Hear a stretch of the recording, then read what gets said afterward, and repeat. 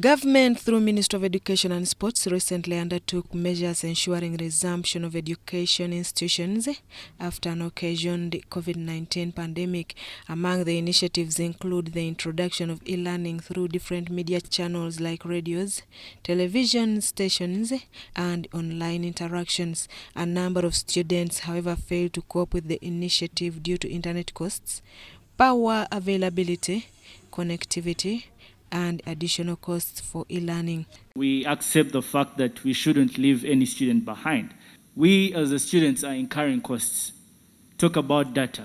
Talk about the iPads. Some students do not have these iPads. Student leaders have therefore petitioned the Parliament to intervene on issues like e-learning, recognition of financial challenges faced by students, reduction of taxes on private institutions, and allowing students to sit for examination before completion of tuition.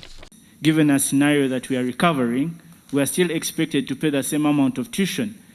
Students also want Parliament to task universities to commit themselves to fulfilling their requests as contained in the petition. We think that this should not only be about the convenience, the ability to teach, but also the ability to impact an education that is of quality and value. It is on record that the Vice Chancellor of Makerere said that we've been collecting tuition for 8 months, and therefore he wants full tuition before you sit for your exams. According to student leaders, it's a sign of segregation to have finalists resume studies while others continue with online lessons.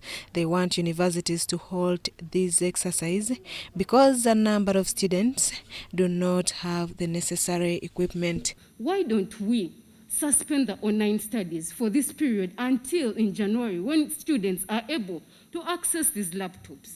The Vice Chancellor, Uganda Christian University, Aaron Mushenjezi, says halting e-learning would be very disastrous to private institutions since it will leave them bankrupt. Suspending online learning would be a disaster for us as private universities. State Minister for Finance in charge of general duties, Gabriel Ajedra, says the ministry has already secured funds to buy radio through the supplementary budget that was passed this week.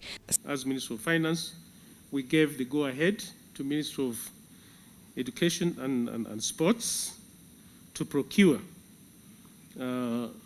radios and televisions. Some students and universities, however, prefer laptops rather than radios. If government, through Ministry of Finance, can provide financial support so that we purchase laptops. State Minister for Higher Education, Jesse Muyingo, says they are consulting with the relevant stakeholders on the issue.